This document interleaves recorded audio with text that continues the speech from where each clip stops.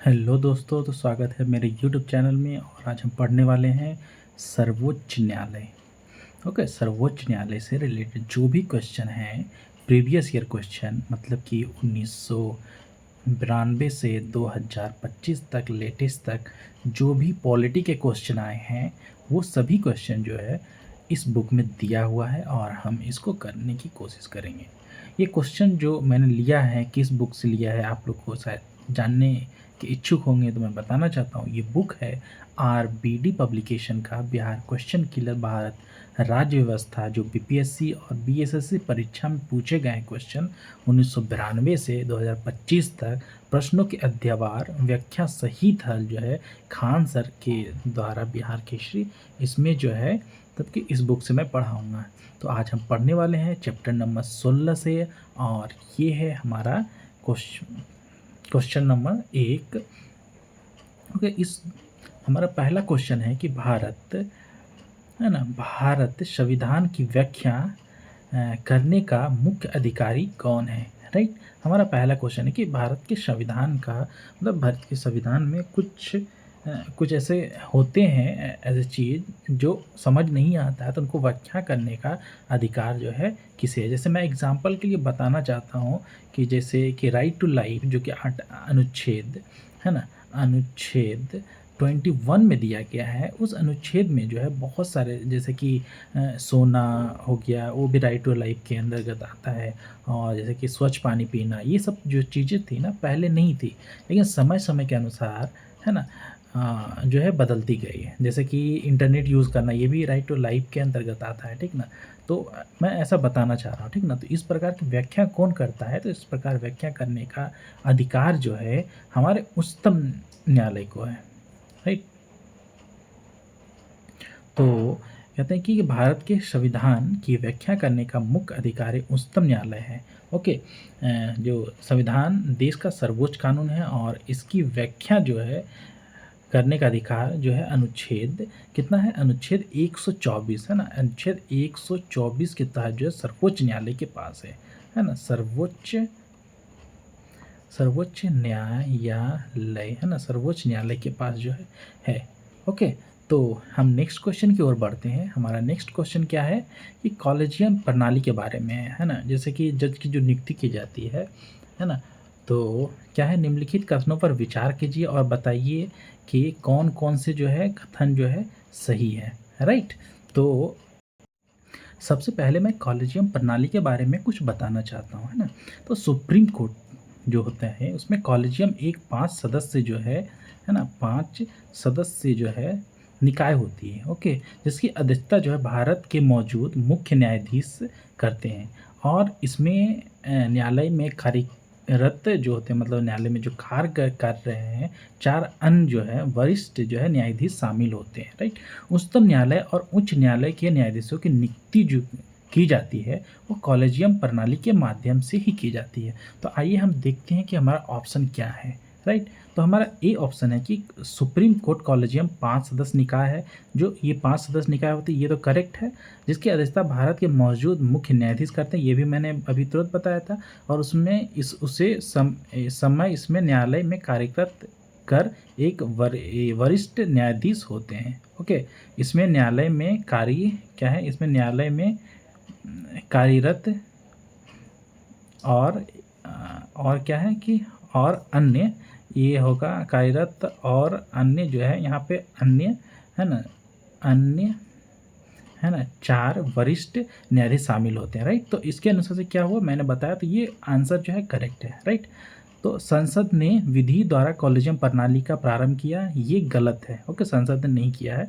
उच्चतम न्यायालय और उच्च न्यायालय के न्यायाधीशों की नियुक्ति जो है कॉलेजियम के माध्यम से की जाती है ना। अभी मैंने बताया था कि उच्चतम न्यायालय और उच्च न्यायालय के न्यायाधीशों की नियुक्ति जो है कॉलेजियम के प्रणाली के माध्यम से की जाती थी, ये करेक्ट है। राइट, अब बोलते हैं कि हमारा नेक्स्ट क्या है कि कॉलेजियम प्रणाली की शुरुआत वर्ष 1993 में न्यायाधीश है ना PM भगवती की ऐतिहासिक फर्स्ट जजमेंट के उपलब्ध में जो है की गई थी।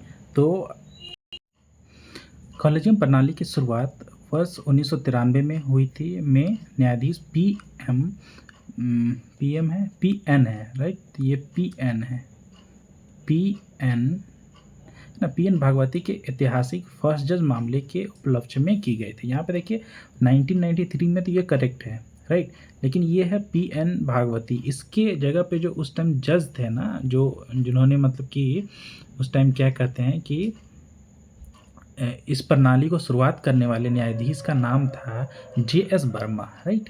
तो JS वर्मा है ना, JS वर्मा थे।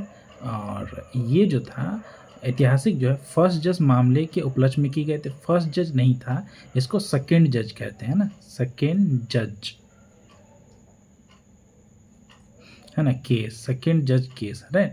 तो इससे कॉलेजियम प्रणाली की शुरुआत हुई थी। इसके अनुसार से ये भी गलत हो गया, राइट। तो हमारा कौन कौन सा है इसमें एक्चुअली देना चाहिए था कि ए में हमारा 1 और 3 जो है ये जो है करेक्ट आंसर है, राइट। ये शायद मेरा टाइपिस्ट जो थे ना वो लिखना भूल गए, इसमें 1 और 3 जो है करेक्ट आंसर है, राइट। तो हम नेक्स्ट क्वेश्चन की ओर बढ़ते हैं। हमारा नेक्स्ट क्वेश्चन है कि निम्नलिखित में से किसका संबंध भारत के सर्वोच्च न्यायालय से है, राइट। तो सर्वोच्च न्यायालय से किसका संबंध है, तो देखिए अपीलीय क्षेत्र, अपीलीय अधिकार क्षेत्र है ना, सर्वोच्च न्यायालय के पास अपील अधिकार क्षेत्र है ना, मूल अधिकार क्षेत्र है, कॉलेजियम प्रणाली है का क्षेत्र है, राइट। अपीलीय क्षेत्र अधिकार का मतलब क्या होता है कि हाई कोर्ट होते हैं ना, हाई कोर्ट हो गए और डिस्ट्रिक्ट कोर्ट हो गए, मतलब उनके पास अपील मतलब उन वहाँ पे अपील करते हैं। जैसे कि हाई कोर्ट में अगर कोई फैसला अगर गलत लग रहा है तो अपील किसको कर सकते हैं, सुप्रीम कोर्ट को कर सकते हैं ना, सुप्रीम, तो अपील ये है। मूल क्षेत्र अधिकार हो गए कि जैसे कि 2 स्टेट के बीच में झगड़ा हुआ या फिर ऐसा हुआ ना, जब मौलिक अधिकार का ये हो गया मतलब कि उसको उल्लंघन हो गया तो डायरेक्ट कर सकते हैं। कॉलेजियम प्रणाली मतलब इस प्रणाली के बारे में मतलब ये तो कौन होते हैं, सर्वोच्च, मैंने पिछले वाले क्वेश्चन में बताया, तो ये तीनों है, उपयुक्त में से एक से क्या होगा, अधिक हो जाएगा। तो इसका व्याख्या क्या है, भारत के सर्वोच्च न्यायालय के पास अपील और मूल दोनों अधिकार हैं। सर्वोच्च न्यायालय निचला अदालत के फैसले के खिलाफ जो है कार्रवाई जो सुन सकता है। सर्वोच्च न्यायालय केंद्र और राज्य सरकार के बीच के जो है विवादों का भी निपटारा करता है। और कॉलेजियम प्रणाली सर्वोच्च न्यायालय और उच्च न्यायालय के न्यायाधीशों की नियुक्ति और स्थानांतरण की जो है एक प्रणाली है। मैंने समझा दिया, ठीक। तो हम क्वेश्चन नंबर जो है 4 की ओर बढ़ते हैं। सॉरी इसका आंसर नहीं होता, हाँ आंसर तो बता ही दिया कि डी इसका करेक्ट आंसर है, ओके। तो नेक्स्ट क्वेश्चन की ओर बढ़ते हैं। भारत में न्यायिक प्रणाली किस पर आधारित है, तो भारत में न्यायिक प्रणाली जो है किस पर आधारित है, राइट। तो कहते हैं कि भारत की न्यायिक प्रणाली जो है संविधान पर आधारित है ना, संविधान पर आधारित है। और जो कानून द्वारा स्थापित प्रतिक्रिया और नियम कानून की उचित प्रतिक्रिया है ना, नियम कानून की उचित प्रक्रिया के सिद्धांत का पालन करती है और यह विभिन्न परंपराओं से भी प्रभावित होती है ना। तो एक तो हम जानते हैं कि संविधान पे आधारित है। दूसरा क्या है, नियम कानून की उचित प्रतिक्रिया है, परंपरा पे आधारित है, कानून द्वारा स्थापित किया। तो क्या होगा, उपयुक्त में से है ना एक से अधिक होगा, तो आंसर जो है ई जो है हमारा करेक्ट आंसर होगा, राइट। हम क्वेश्चन नंबर 5 की ओर बढ़ते हैं, राइट। तो हमारा देखते हैं कि क्वेश्चन नंबर 5 क्या है, राइट। देखिए सर्वोच्च न्यायालय एक, क्या सर्वोच्च न्यायालय एक क्या है, एक संघीय न्यायालय है या फिर मानव अधिकारों का रक्षक है या फिर संविधान का अंतिम विवेचक है या फिर क्या कहते हैं कि हाँ संविधान का क्या है, अंतिम विवेचक है या फिर उपयुक्त में से कोई नहीं है या एक से अधिक है, राइट। तो कहते हैं कि इनके बारे में क्या कहते हैं, सर्वोच्च न्यायालय केंद्र और राज्य के बीच जो है विवादों का निपटारा करता है और संघ ढांचे को बनाए रखता है, ठीक ना। तो सर्वोच्च न्यायालय जो है मौलिक अधिकारों का संरक्षक भी है ना। संघ न्यायालय का मतलब क्या हो गया ना, संघ न्यायालय का संघ ढांचे को बनाया। संघ न्यायालय मतलब क्या हुआ, जैसे वो संघ का जो है न्यायालय है, राइट। तो ये संघ में अब देखिए स्टेट के बीच झगड़ा होगा, स्टेट और सेंट्रल के बीच में, तो इसके बीच जब झगड़ा होता है तो विवादों का निपटारा कौन करते हैं, सर्वोच्च न्यायालय करते हैं। इसका मतलब वो एक संघ न्यायालय हो गया, है ना। अब देखिए मौलिक, मानव नहीं मौलिक होगा, राइट, मौलिक है ना, मौलिक अधिकारों का भी रक्षक है। हमने क्या पढ़ा था कि आर्टिकल जब 32 पढ़ते हैं तो किसी भी मौलिक अधिकार का जो है मतलब कि उल्लंघन होता है तो हम क्या डायरेक्ट सुप्रीम कोर्ट को में जा सकते हैं ना। तो मौलिक अधिकारों का भी क्या है, वो मौलिक अधिकारों का भी रक्षक है, राइट। अब तीसरा ऑप्शन है हमारा संविधान का अंतिम विवेचक है। तो मैंने भी अभी जब शायद पहला क्वेश्चन था उसमें बताया था कि संविधान की जो है व्याख्या कौन करता है, तो सर्वोच्च न्यायालय करते हैं ना। तो इसका मतलब क्या हुआ, इस मतलब ये तीनों सही है, राइट, 1, 2 और तीनों सही है, मतलब क्या हुआ, उपयुक्त में से एक से अधिक होगा, राइट। तो हमारा डी ऑप्शन की ओर हम जाएंगे, राइट। तो हम नेक्स्ट क्वेश्चन की ओर चलते हैं। क्वेश्चन जो कि है क्वेश्चन नंबर 6, सर्वोच्च न्यायालय का न्यायाधीश अपने पद से इस्तीफा किसको देख के जो है कर सकता है ना। तो सर्वोच्च न्यायालय का न्यायाधीश होगा, है ना, उस वो किसको इस्तीफा देगा, तो वो जो है इस्तीफा किनको देते हैं, वो राष्ट्रपति को इस्तीफा देते हैं, राइट। क्योंकि उनका नियुक्ति कौन करता है, सर्वोच्च न्यायालय के न्यायाधीश की नियुक्ति कौन करता है, तो शपथ कौन दिलाता है, ऐसे सब ये जानिए। तो नियुक्ति कौन होगा, राष्ट्रपति करते हैं, राइट। तो सर्वोच्च न्याय, तो मैं एक चीज़ और कुछ बता देना चाहता हूँ एक्स्ट्रा, सर्वोच्च न्यायालय का जो न्यायाधीश होते हैं उनका 65 वर्ष की उम्र तक जो है अपने पद पे जो है बने रहते हैं। ओके, तो हम नेक्स्ट क्वेश्चन की ओर बढ़ते हैं और देखते हैं नेक्स्ट क्वेश्चन हमारा क्या है। हाँ, सर्वोच्च न्यायालय के न्यायाधीश की सेवा निवृत्ति का उम्र क्या है, वो है 65 ईयर ना। तो हम नेक्स्ट चलते हैं। और जबकि हाँ चलो और बता देते हैं इसमें, देखिए सर्वोच्च न्यायालय हो गया कि न्यायाधीशों की सेवानिवृत्ति का उम्र क्या है, 65। ओके, जबकि उच्च न्यायालय के न्यायाधीश की सेवा, जो जैसे उच्च न्यायालय हो गए, है ना, उच्च न्यायालय के जो जज हो गए उनके सेवानिवृत्ति का कितना है, 62 ईयर होता है, राइट। तो और नियुक्ति जो है मैंने बताया कि आर्टिकल कितना होता है, राष्ट्रपति द्वारा किया जाता है नियुक्ति, है ना। तो अब ऑब्वियसली बात है कि आप जब त्यागपत्र देंगे तो राष्ट्रपति को देंगे ना। हम क्वेश्चन नंबर 8 की ओर बढ़ते हैं। बोला भारत की सर्वोच्च न्यायालय में न्यायाधीशों की नियुक्ति कौन करता है। तो अभी तुरंत मैंने बताया था कि भारत के सर्वोच्च न्यायालय में न्यायाधीशों की नियुक्ति कौन करता है ना। तो ये कौन थे, राष्ट्रपति थे, राइट, मैंने बताया था। तो नेक्स्ट क्वेश्चन की ओर बढ़ते हैं। हमारा नेक्स्ट क्वेश्चन है कि भारत के उत्तम कुछ नहीं होता, उच्चतम हो गया, मैं भी कंफ्यूज हो गया, है ना। उच्चतम न्यायालय में न्यायाधीशों की संख्या वृद्धि करने की शक्ति जो है किसमें निहित होती है। देखिए जब भी ऐसा मतलब इस टाइप की शक्ति जो है हमेशा जो है संसद के पास होती है, ठीक ना, संसद के पास होती है। तो हमारा ये आंसर जो है करेक्ट होगा, है ना, संसद के पास होती है। अब संसद के अंदर कौन कौन आते हैं, संसद के अंदर आते हैं, देखो राष्ट्रपति और ये हो गया लोकसभा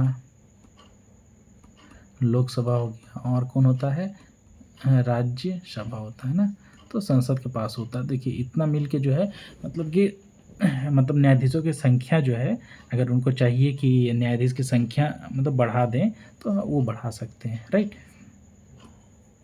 अब देखिए भारत में के सर्वोच्च न्यायालय की स्थापना कब हुई थी। हमारा क्वेश्चन है कि भारत के सर्वोच्च न्यायालय की स्थापना कब हुई। तो मैं बताना चाहता हूँ कि भारत, इसके बारे में थोड़ा सा बता देता हूँ कि भारत संविधान के अनुच्छेद जो है 100, जब अनुच्छेद 124 पढ़ेंगे उसमें लिखा हुआ है कि सर्वोच्च न्यायालय की स्थापना के बारे में लिखा हुआ है, ठीक ना। अब इसमें क्या है कि 26 जनवरी 1950 का जब संविधान लागू होने के साथ ही जो है मतलब कि सर्वोच्च न्यायालय की स्थापना हुई थी, राइट। सर्वोच्च न्यायालय सर्वोच्च न्यायालय जो है भारत का सर्वोच्च न्यायिक निकाय होती है, और इसके पास जो है मूल, अपील और सलाहकार मतलब क्षेत्राधिकार है। तो हमारा ऑप्शन कौन सा, हमारा ऑप्शन है 1950 के, राइट।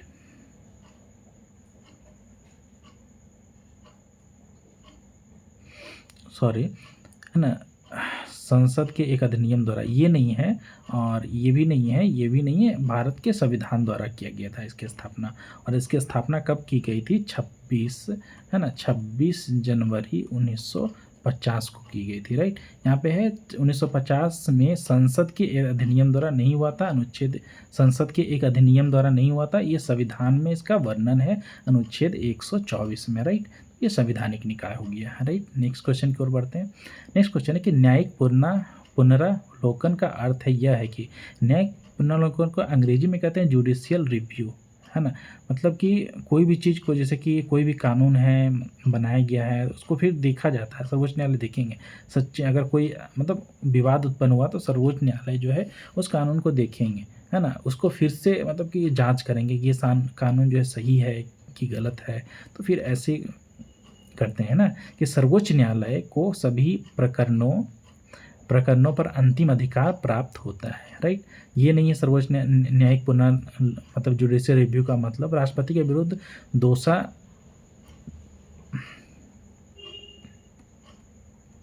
है ना, दोषारोपण कर सकता है। उच्च न्यायालय द्वारा निर्मित प्रकरणों की समालोचना करता है या राज्य के किसी भी कानून को वैध घोषित कर सकता है। वैध नहीं है, अवैध घोषित कर सकता है ना, अवैध घोषित कर सकता है ना। तो जुडिशियल रिव्यू करेगा और अगर लगेगा ये कानून सही नहीं है तो अवैध घोषित कर दिया जाएगा। नेक्स्ट, निम्नलिखित कथनों में कौन सा एक सही नहीं है ना? निम्नलिखित कथनों में से कौन सा एक कथन जो है सही नहीं है? तो सर्वोच्च न्यायालय का गठन 1950 में हुआ था। मैंने अभी तो कुछ देर पहले ही बताया था सेकेंड लास्ट क्वेश्चन में कि ये 26 जनवरी, है ना, जैसे ही संविधान लागू हुआ था, है ना, उसी टाइम जो है हमारा सर्वोच्च न्यायालय की स्थापना जो की गई थी संविधान में कब दिया गया? 124 अनुच्छेद में जो है ना, अनुच्छेद में जो है दिया गया है, राइट? सर्वोच्च न्यायालय देश की उच्चतम न्यायालय है जिसमें अपील की जा सकती है, ये भी सही है, राइट? तो हमारा ये भी सही, ये भी सही हो गया। सर्वोच्च न्यायालय कोर्ट मार्शल को छोड़कर अन्य किसी भी उच्च न्यायालय या अदालतों की सुनवाई कर सकता है। अब देखिए इसमें मैं क्या बताना चाह रहा हूँ कि सर्वोच्च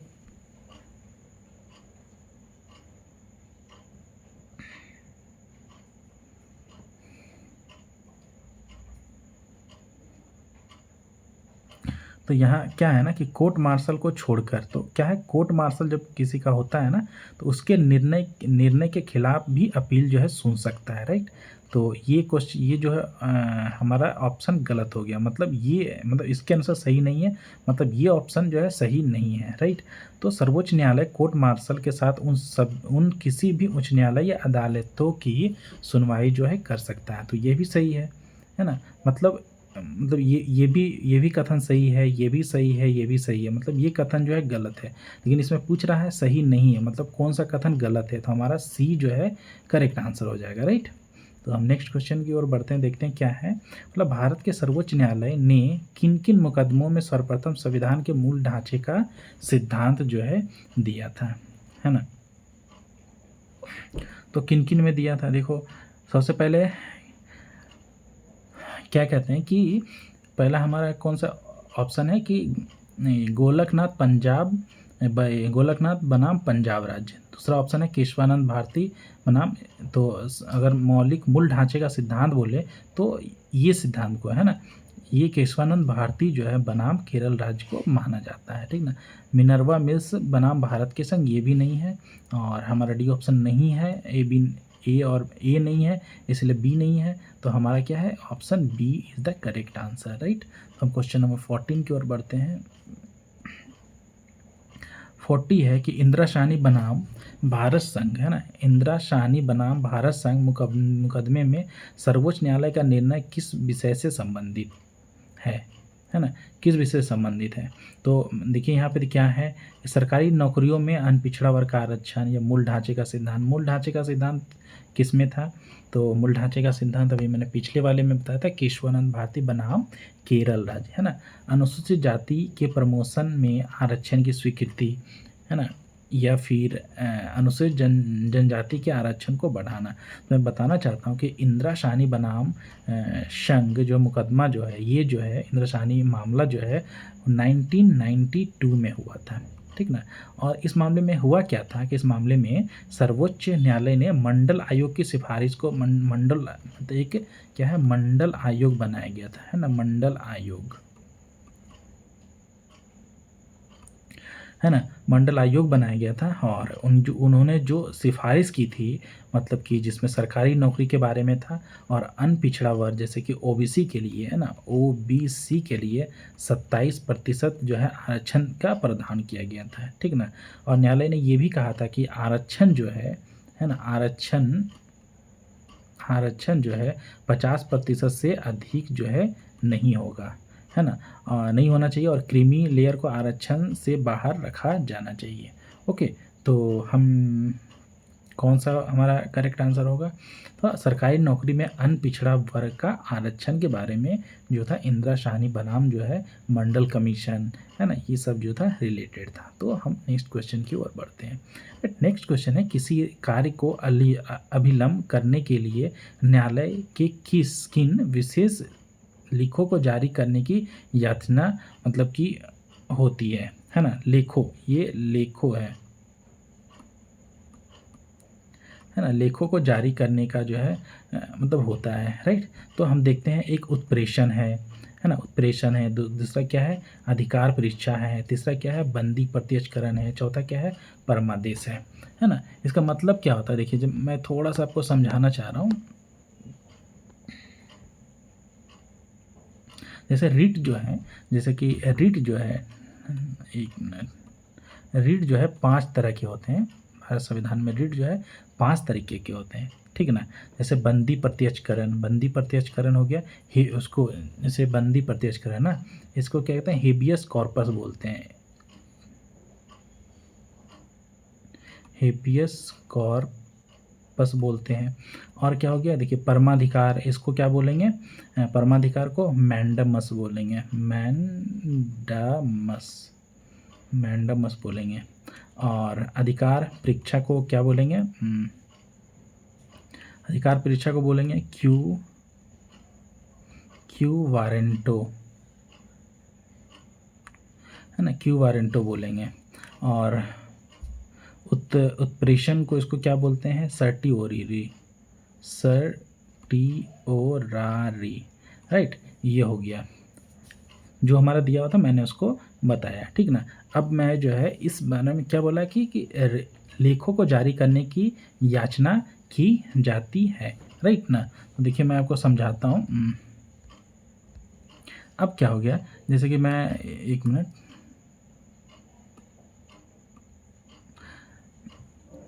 मैंने जैसे कि बताया कि 5 प्रकार के रीट होते हैं, राइट। तो 5 प्रकार के रीट होते हैं। हेबियस कॉर्पस, है ना, हमारा हेबियस कॉर्पस, देखिए पहला जो है हेबियस कॉर्पस, है ना। इसमें और एक और कौन सा है, प्रोहिबिशन होता है ना, प्रोहिबिशन, क्या कहते हैं, BITION, है ना, प्रोहिबिशन बोलते हैं। अब देखिए मैं सबको एक एक करके जो है समझा रहा हूँ, ठीक ना। सबसे पहला क्या है, सर्टिओररी, है ना। सर्टिओररी का मतलब यह रीट जो है उच्च न्यायालय द्वारा क्या होता है, किसी भी मामले को अपने पास स्थानांतरित करने या किसी निम्न न्यायालय होते हैं या फिर अधिकरण के आदेश को जो है रद्द करने के लिए जारी की जाती है। मतलब कोई भी मामला किसी न्यायालय में चल रहा है, उस मामले को क्या है अपने पास मतलब खींचने के लिए, है ना, उत्प्रेषण, तो सर्टिओररी बोलते हैं। मतलब कोई भी मामला है और मतलब किसी न्यायालय में चल रहा है, उस मामले को जो है क्या है, सुप्रीम कोर्ट अपने पास लेना चाहती है, तो वहाँ पे सर्टिओररी जो है रीट जो है जारी करेगी। और दूसरा है अधिकार परीक्षा, है ना, मतलब क्यू वारंटो। क्यू वारंटो मतलब क्या है, इसका अगर बोलें क्यू वारंटो क्या होता है, तो मतलब किस अधिकार से, मतलब यह मतलब कोई भी मतलब बोल रहा है कि यह रीट किसी भी व्यक्ति को उस सार्वजनिक पद को ग्रहण करने से रोकने के लिए जारी की जाती है, मतलब जिस पर वह अधिकृत नहीं है। मतलब कोई भी आदमी है, ठीक ना, अगर कोई जैसे कि कोई आदमी है, फेक आदमी है ना, उसने कोई सरकारी जो है मतलब दफ्तर में मतलब कि मतलब वहाँ पे जाके वो काम कर रहा है, तो बोल रहा है कि किस अधिकार से मतलब आप ये काम कर रहे हैं, ठीक ना। तो क्यू वारंटो मतलब किस अधिकार से। तीसरा है हेबियस कॉर्पस। हेबियस कॉर्पस मतलब क्या है, बंदी प्रत्यक्षकरण। अब बंदी से ये पता चल रहा है कि बंदी मतलब जेल, मतलब किसी भी व्यक्ति को अवैध रूप से हिरासत में रखने पर उसे रिहा करने के लिए जो है ये हेबियस कॉर्पस जो है मतलब जारी की जाती है ना। चौथा हमारा है मैंडमस। मैंडमस मतलब परमादेश, मतलब आदेश दे रहा, आदेश देना, है ना, आदेश देना, मतलब हम आदेश देते हैं कि यह रीट किसी सार्वजनिक अधिकारी या संस्था को उसका कर्तव्य निभाने का आदेश देने के लिए जो है यह जारी किया जाता है। जब कोई व्यक्ति जो सरकारी सार्वजनिक मतलब अधिकारी हो और क्या है वो अपने कर्तव्य का ठीक से पालन नहीं कर रहा है, तो यह मैंडामस मतलब परमादेश जो है न्यायालय द्वारा जारी किया जाता है। चौथा है हमारा प्रोहिबिशन। प्रोहिबिशन मतलब प्रोहिबिट मतलब क्या होता है, रोकना ना, ऐसा ही होता है। और यह रीट जो है उच्च न्यायालय द्वारा जो है निम्न न्यायालय को या अधिकरण को मतलब उसके अधिकार के क्षेत्र से बाहर जाने के रोकने के लिए दी जाती है। मतलब कोई न्यायालय है, उच्च न्यायालय, वो अपने अधिकार से तो बाहर जाके जो है निर्णय सुना रही है, तो फिर हम जो है ये मतलब कि रिट जो है जारी किया जाएगा, राइट। तो बोल रहा है कि किसी भी अलम करने के लिए न्यायालय को विशेष जारी करने की याचना करता है, तो वो क्या है, मैंडामस। मैंडामस के बारे में क्या बताता है कि मतलब उस मतलब कि संस्था को या अधिकारी को, सार्वजनिक अधिकारी को उसका कर्तव्य निभाने या आदेश देने के लिए जो है जारी किया जाता है, जब वो अपने कर्तव्य का क्या है, पालन नहीं कर रहा हो, ठीक ना। तो हमारा आंसर क्या हो जाएगा, परमादेश, हम डी हो जाएगा। अब नेक्स्ट क्वेश्चन की ओर बढ़ते हैं। नेक्स्ट क्वेश्चन क्या है कि केंद्र सूची के विषय के संदर्भ में, है ना, केंद्र सूची का जो विषय होता है में सर्वोच्च न्यायालय के क्षेत्राधिकार एवं शक्तियों को कौन विस्तृत कर सकता है, राइट। अब देखिए क्या बोल रहा है कि केंद्र सूची के विषय के संदर्भ में, के संदर्भ में सर्वोच्च न्यायालय के क्षेत्राधिकार एवं शक्तियों को कौन विस्तृत कर सकता है। देखिए ऐसा अधिकार सिर्फ और सिर्फ क्या है, संसद के पास होता है, राइट। और ये कहाँ दिया गया है, जब आप अनुच्छेद, है ना, अनुच्छेद कहाँ पढ़ेंगे, 138 पढ़ेंगे, तो 138 में दिया गया है कि उच्चतम न्यायालय को संघ सूची के विषयों में से किसी के संबंध में ऐसी अधिकारिता, अतिरिक्त और शक्तियाँ होगी जो संसद विधि द्वारा प्रदान मतलब करें, राइट। तो अनुच्छेद 138 के अनुसार बोला गया है कि सर्वोच्च न्यायालय के क्षेत्राधिकार एवं शक्तियों को कौन विस्तृत कर सकता है, तो सांसद जो है ऐसी मतलब शक्तियां जो है विस्तृत कर सकती है, राइट। तो हम नेक्स्ट क्वेश्चन की ओर बढ़ते हैं। बोला कि निम्नलिखित में से किस न्यायाधीश को जनहित याचिका का प्रवर्तक माना जाता है ना। तो जनहित याचिका का मतलब क्या होता है, PIL होता है ना, PIL होता है ना। तो PIL जो की अवधारणा जो है, अवधारणा के प्रवर्तक जो है के रूप में जस्टिस जो है PN भागवती का नाम आता है ना, PN भागवती, जस्टिस PN भागवती, राइट, PN भागवती का नाम आता है। उन्होंने इसे क्या कहते हैं 1980 के दशक में भारत न्यायपालिका में स्थापित किया था, है ना। जनहित याचिका का उद्देश्य क्या होता है, तो इसका उद्देश्य होता है समाज के कमजोर और वंचित वर्गों को न्याय प्रदान करना था, और उन्होंने अपनी समस्याओं के समाधान के लिए अदालत तक पहुंचने में, मतलब जिन्हें जो है मतलब कि अदालत तक पहुंचने में कठिनाई होती है, इसके तहत जो कोई भी व्यक्ति या संगठन सार्वजनिक हितों के मुद्दों पर अदालत में याचिका दायर कर सकता है, भले ही वो सीधे रूप से प्रभावित ना हो, राइट। तो PN भागवती ने इनका शुरुआत किया था, PIL का।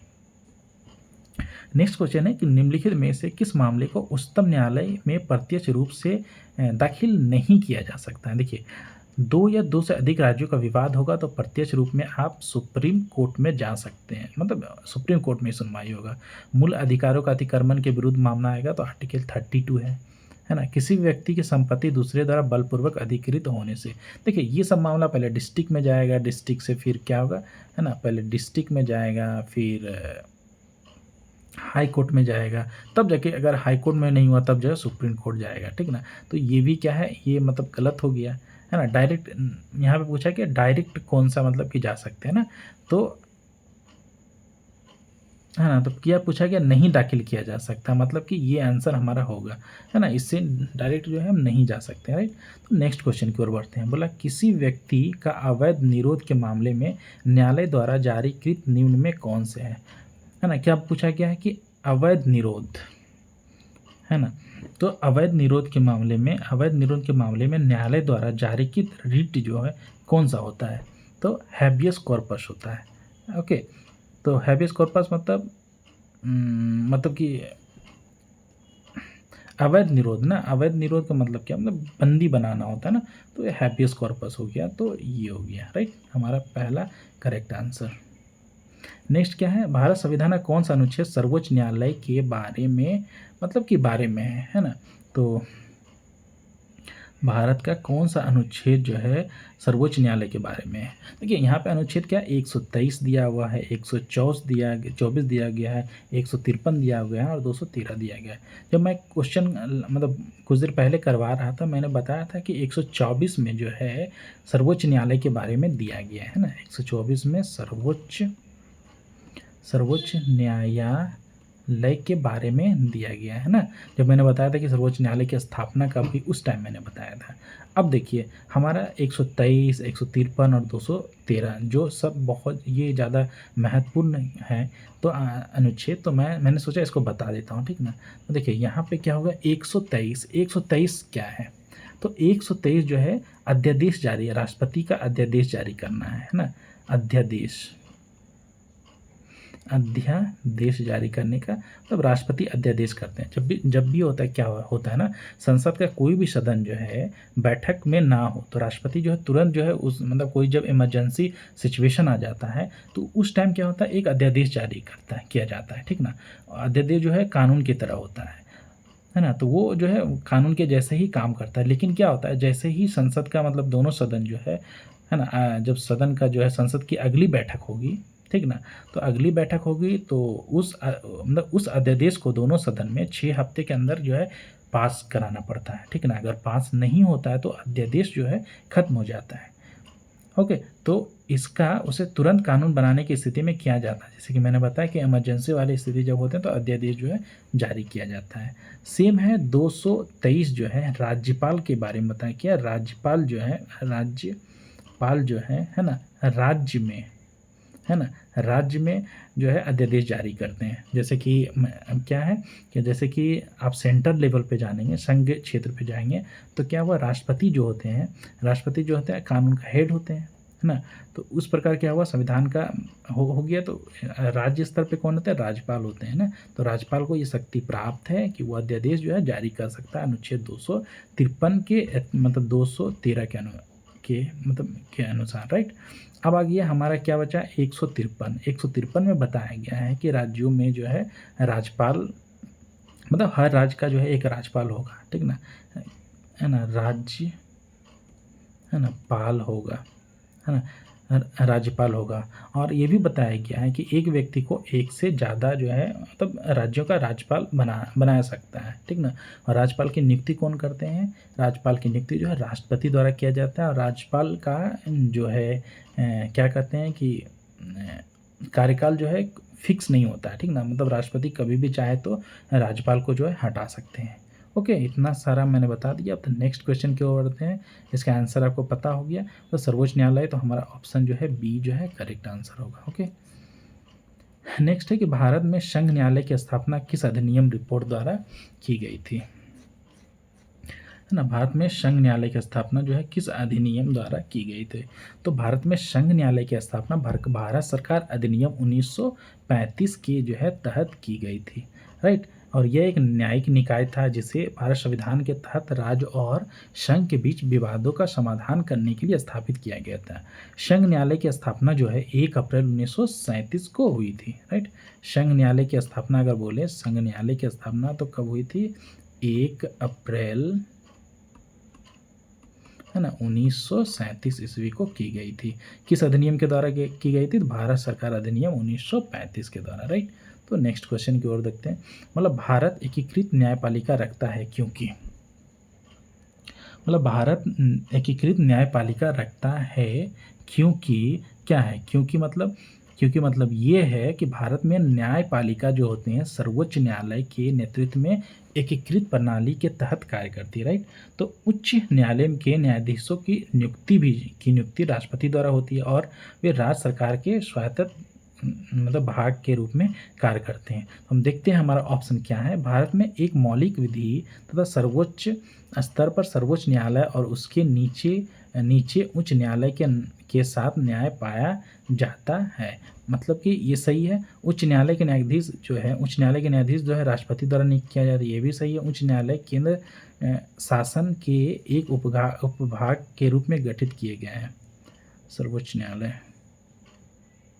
ठीक है। तो हमारा आंसर क्या होगा, ऑप्शन डी जो है हमारा करेक्ट आंसर होगा, राइट।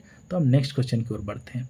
नेक्स्ट क्वेश्चन हमारा, निम्न में से भारत में सर्वोच्च न्यायालय तथा उच्च न्यायालय के बारे में कौन सा कथन जो है सही है ना।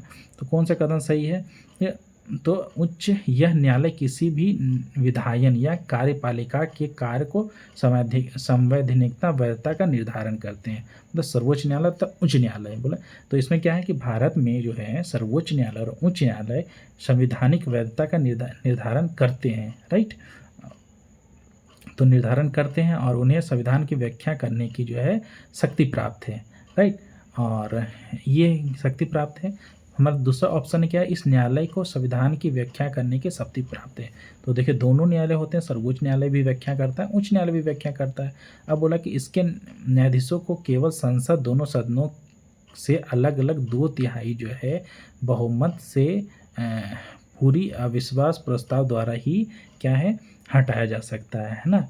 तो क्या बोले कि हाँ, इसके अलावे जो है उसके न्यायाधीश जो होते हैं केवल संसद के दोनों सदनों में 2/3 बहुमत से पारित अगर करेंगे तभी जो हटाया जा सकता। मतलब हमारा तीनों ऑप्शन करेक्ट है, मतलब उपयुक्त में से एक से अधिक जो होगा वो सही आंसर होगा, ठीक ना। तो हम नेक्स्ट क्वेश्चन 24 की ओर बढ़ते हैं। बताइए कि भारत के किसी भी मामले को कहीं भी स्थानांतरित करने का अधिकार किसे है। तो इसे ये किसे, पंचायत को है, नहीं स्थान न्यायालय को है, नहीं नगर पालिका को, नहीं तो सर्वोच्च न्यायालय के पास है, राइट। तो हमारा ये आंसर हो गया। तो नेक्स्ट क्वेश्चन की ओर बढ़ते हैं। मतलब उच्चतम न्यायालय के मुख्य न्यायाधीश को उसके पद से कैसे हटाया जाता है ना। तो उच्चतम न्यायालय के जो भी न्यायाधीश होते हैं, है ना, उसको जो अपने पद से जो है कैसे हटाएंगे, तो उनको अपने पद से महाभियोग के द्वारा हटाया जा सकता है। जो प्रक्रिया राष्ट्रपति को हटाने की होती है, सेम टू सेम प्रक्रिया जो इनको हटाने की होती है। तो उच्च न्यायालय के न्यायाधीश को हटाने महाभियोग की प्रक्रिया का प्रावधान जो है न्यायाधीश जांच अधिनियम 1968 में है। और संविधान के अनुच्छेद जो है 124(4) के अनुसार उच्चतम न्यायालय के किसी भी न्यायाधीश को संसद के समावेदन पर राष्ट्रपति के आदेश द्वारा हटाया जाएगा, मतलब महाभियोग लगा के। नेक्स्ट क्वेश्चन है कि निम्नलिखित में से किस पर भारत का सर्वोच्च न्यायालय अपील क्षेत्राधिकार का प्रयोग नहीं करता है। नहीं, किस मामले में नहीं करेगा। तो देखिए हमारा पहला क्वेश्चन है कि संवैधानिक मामलों में, और दीवानी मामलों में, फौजदारी मामलों में, या कोई नहीं। देखिए मैं बता रहा हूँ कि सर्वोच्च न्यायालय जो होते हैं मुख्यतः अपील हेतु अदालत है, ठीक ना। मतलब कि सर्वोच्च न्यायालय अपील क्षेत्राधिकार उपयोग नहीं कर सकता है। तो आप मतलब आप सर्वोच्च न्यायालय में अपील करते हैं, ना कि सर्वोच्च न्यायालय किसी में अपील करता है ना। तो वे इसे विभिन्न प्रकार की अपीलों का अधिकार मतलब सर्वोच्च न्यायालय को प्राप्त है ना। तो संवैधानिक मामलों में अपील जो कर सकते हैं, दीवानी मामलों में अपील, फौजदारी मामलों में अपील। इसका मतलब क्या है, इनमें से कोई भी आंसर नहीं है। देखिए अगर डिस्ट्रिक्ट कोर्ट हो गया, हाई कोर्ट हो गया, अपील उनका अपील कौन कहाँ पे अपील किया जाता है, सर्वोच्च न्यायालय में। सर्वोच्च न्यायालय को अपील जो है क्षेत्राधिकार मतलब है ना। तो इसके लिए क्या कोई भी आंसर नहीं होगा, राइट। आगे है कि उच्चतम न्यायालय द्वारा हाल ही में फैसला सुनाया गया है कि सभी महिला अधिकारी भारत सेवा नहीं सेना है ना। कहाँ गया, ये सेना है, सेना में अस्थायी कमीशन के हकदार हैं। और इस फैसले ने एक संघर्ष समाप्त किया जो 2003 में शुरू हुआ था। पहली याचिका कौन थी, इनकी पहली याचिका थी बबीता पुनिया, राइट। तो ये हमारा करेक्ट आंसर है, इसको याद करना है आप लोगों को। अब हम देखते हैं कि बिल्किस है ना, बिल्किस बानो के संबंध में जो है सर्वोच्च न्यायालय के फैसले निम्नलिखित में से कौन सा तथ्य जो है वर्णित है ना। अब बिल्किस बानो का केस क्या हुआ था, है ना। अब देखिए क्या, बिल्किस बानो ने 30 नवंबर 2022 को सर्वोच्च न्यायालय में समय पूर्व दोषियों को रिहाई को चुनौती दी थी, राइट। तो ये क्या है, तब चुनौती दी थी। अब फिर क्या है, 23 अप्रैल 2009 को सर्वोच्च न्यायालय ने बिल्किस बानो को गुजरात सरकार से ये मुआवजा दिया था, राइट। तो 8 जनवरी 2024 को सर्वोच्च न्यायालय 11 दोषियों को सम्मोहित करने का रद्द किया और न्यायमूर्ति BV नागरत्न और न्यायमूर्ति उज्ज्वला भुनिया ने निर्णय दिया था। ओके, तो क्या है, क्योंकि इसमें क्या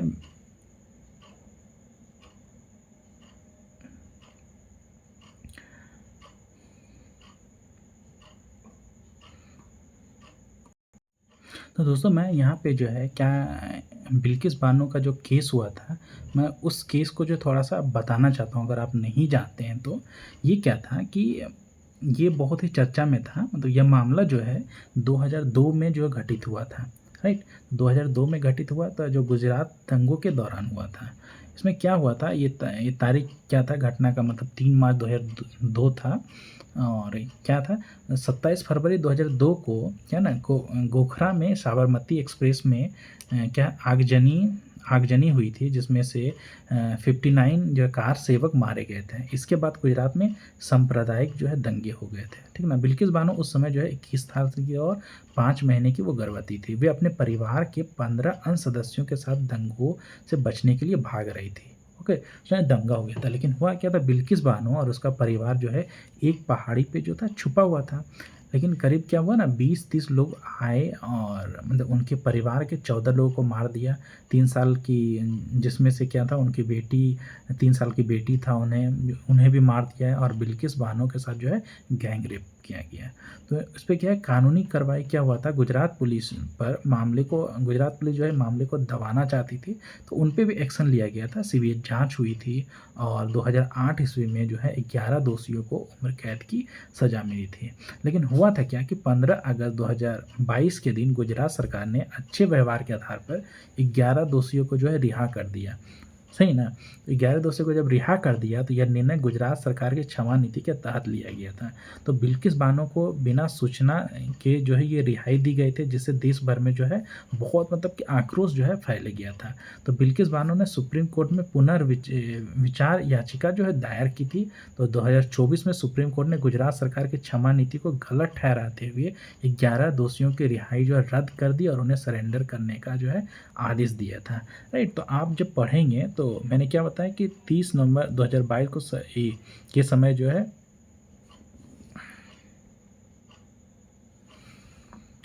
सर्वोच्च चुनौती दी थी। और ये सही है और ये भी सही है और ये भी सही है। और हमारा ऑप्शन जो थे न्यायमूर्ति पीवी नागरत्न और न्यायमूर्ति उज्ज्वला भुनिया ने नहीं दिया था। मतलब ये भी थे, लेकिन कि पीठ थी और पीठ 5 ने मतलब 3 लोग और थे, ठीक ना, जो इन्होंने फैसला दिया था। तो हमारा क्या है, ए बी और सी जो है ऑप्शन करेक्ट है। तो क्या कह सकते हैं कि एक में से मतलब ऑप्शन डी जो है उपयुक्त में से एक से अधिक जो है ये हमारा जो है आंसर होगा, ठीक। तो नेक्स्ट क्वेश्चन की ओर बढ़ते हैं। तो निम्न में से क्या न्यायपालिका का कार्य नहीं है, मतलब न्यायपालिका का कार्य नहीं है। तो देखते हैं क्या है, नागरिक के अधिकारों के अभिभावक की तरह कार्य करना है। तो ये न्यायपालिका का कार्य है क्या, है राज्य एवं केंद्र के मध्य विवाद का निपटारा करना, ये भी है। तो अपराधियों को पकड़ना और क्या है, उन्हें दंड देना, ये काम नहीं है ना। बात जारी करना ये भी काम है। तो हमारा option C is the correct answer, right. Next question है कि भारत के किस न्यायालय समीक्षा का अधिकार प्राप्त है, मतलब किसे, है ना, भारत में किसे न्यायिक समीक्षा का अधिकार प्राप्त है। तो किसे है, तो उच्च न्यायालय और सर्वोच्च न्यायालय को प्राप्त है, ठीक ना। तो ये हमारा आंसर हुआ। नेक्स्ट है कि इसमें से किसने कहा कि भारत की न्यायपालिका विलासी मुकदमेबाजी से ग्रसित है, राइट। तो ये किसने कहा था, NV रमन्ना जो थे, जस्टिस NV रमन्ना जो थे, भारत के जो ये कौन थे, 48वें न्यायाधीश थे, है ना, न्यायाधीश थे। इन्होंने टिप्पणी की थी कि भारत की न्यायपालिका विलासी मुकदमेबाजी से क्या है, ग्रसित है। ओके, तो नेक्स्ट क्वेश्चन की ओर बढ़ते हैं। बोला कि सर्वोच्च न्यायालय के मौलिक क्षेत्राधिकार में क्या शामिल है, मौलिक क्षेत्राधिकार में क्या शामिल होगा। तो आपराधिक मामले, दीवानी मामले या संघ व राज्य के बीच जो है राज्यों का जो है निपटारा करना या जनहित मामलों पर राष्ट्रपति को सलाह देना। तो ये हमारा ऑप्शन जो है सी जो है करेक्ट है, राइट। देखिए सर्वोच्च न्यायालय के क्षेत्राधिकार में, देखिए सर्वोच्च न्यायालय के पास आपराधिक मामले नहीं जाते हैं, जो वो अपील होता है तो जाएंगे ना। दीवानी मामले भी नहीं जाएंगे, जनहित मामलों पर राष्ट्रपति को सलाह दें ये भी नहीं जाएगा, ये होगा, राइट। नेक्स्ट क्वेश्चन देखते हैं कि निम्न में से कौन से प्रावधान भारत में न्यायपालिका को स्वतंत्र हेतु पाए जाते हैं।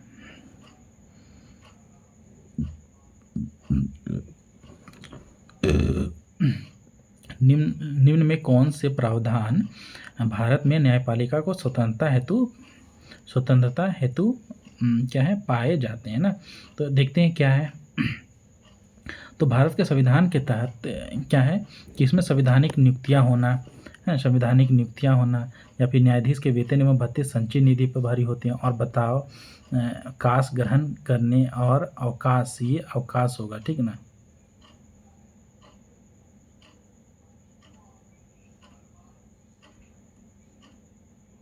अवकाश ग्रहण करने के उपरांत वकालत नहीं कर सकते हैं। अपने न्यायिक व्यवहार के प्रति दुष्ट आलोचना से मुक्त होना, या फिर क्या कहते हैं कि उपयुक्त में से एक से अधिक। तो मैं बताता हूँ क्या है कि भारत के संविधान के तहत जो है न्यायपालिका की स्वतंत्रता सुनिश्चित, है ना, करने के लिए जो है प्रावधान है, जैसे कि संवैधानिक नियुक्तियाँ, है ना, मतलब संवैधानिक नियुक्तियाँ मतलब संविधान के मतलब कोई छेड़छाड़ नहीं कर सकता।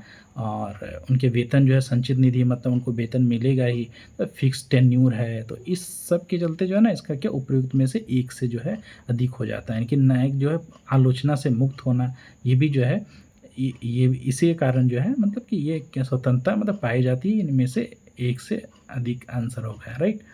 हम नेक्स्ट क्वेश्चन की ओर बढ़ते हैं। हमारा क्वेश्चन कि भारतीय उच्चतम न्यायालय इस स्थित में कब, मतलब स्थित में कब नहीं, अस्तित्व में कब आया। अस्तित्व में, है ना, कब आया। तो कब आया था दोस्तों, तो भारत उच्च न्यायालय जो है, मैंने बताया था कि 26 जनवरी ना, तो मैंने क्या बताया, 26 जैन 1950 को अस्तित्व में आया था।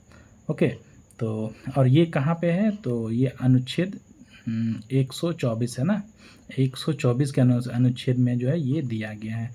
देखिए 47 है, 61, 52, उपयुक्त में से एक से अधिक ये भी नहीं है, तो इनमें से कोई भी नहीं है। इनमें से कोई नहीं मतलब 26 जनवरी जो है 26 जन 1950 है, करेक्ट। तो नेक्स्ट क्वेश्चन देखते हैं। मतलब भारत के संविधान के किस अनुच्छेद के तहत सर्वोच्च न्यायालय अपने विवेक से भारत की किसी भी अदालत या न्यायाधिकार द्वारा किसी फैसले के खिलाफ अपील करने की विशेष अनुमति दे सकता है, राइट। तो जब अनुच्छेद आप 136 पढ़ेंगे तो उसमें बताया गया है कि न्यायालय अपने विवेक से भारत में किसी भी अदालत या न्यायाधिकार द्वारा किसी फैसले के खिलाफ अपील करने के लिए विशेष अनुमति देने का अधिकार देता है, राइट। तो ये सब जो है, जो क्वेश्चन में लिखा हुआ अनुच्छेद क्या है, 136 में दिया गया है, राइट। अब देखिए 226 अनुच्छेद किस चीज़ का है। 226 है कि जब आपका मौलिक अधिकार का हनन होता है तो आप जो है हाई कोर्ट में जा सकते हैं ना, आप जो है हाई कोर्ट में जा सकते हैं। और 232 क्या है, इसके तहत जो है आप सुप्रीम कोर्ट में जा सकते हैं, सुप्रीम कोर्ट में डायरेक्ट जा सकते हैं, राइट। तो हमारा आंसर ए है, लेकिन आपको बी और सी भी जानना होगा, क्योंकि ये बहुत ही महत्वपूर्ण आर्टिकल अनुच्छेद हैं। ये क्वेश्चन में जो है एग्जाम में बार बार पूछे जाते हैं, राइट। नेक्स्ट क्वेश्चन है, मुस्लिम व्यक्तिगत कानून को अमल में लाने के लिए, ये होगा लाने के संबंध में निम्नलिखित मामलों में किसके कारण विवाद उत्पन्न हुआ। तो देखिए केशवानंद भारती जो है ये मूल ढांचे को लेके है ना। 1973 में केस है। गोलकनाथ जो है मूल ढांचे से संबंधित है। तो बानो केस जो है ना, ये जो केस जो है मुस्लिम व्यक्तिगत कानून को अमल में लाने के लिए जो है मतलब किया गया था, राइट। तो नेक्स्ट क्वेश्चन देखते हैं। नेक्स्ट क्वेश्चन है कि उच्चतम न्यायालय के कर्मचारी भविष्य निधि योजना के बारे में हाल ही में एक महत्वपूर्ण आदेश यह है कि मतलब क्या है, तो ये आदेश है कि कर्मचारी को सेवानिवृत्ति के 30 दिन के अंदर ही उसके रकम जो है अदा करनी होगी, राइट। तो ये हमारा ऑप्शन हो गया, ऑप्शन बी आपको याद रखना है, इसमें कोई समझाने वाली बात नहीं है, ओके। तो क्वेश्चन नंबर 38 की ओर बढ़ते हैं। बताया गया कि कोई मामला जो है अवशिष्ट, ये अवशिष्ट,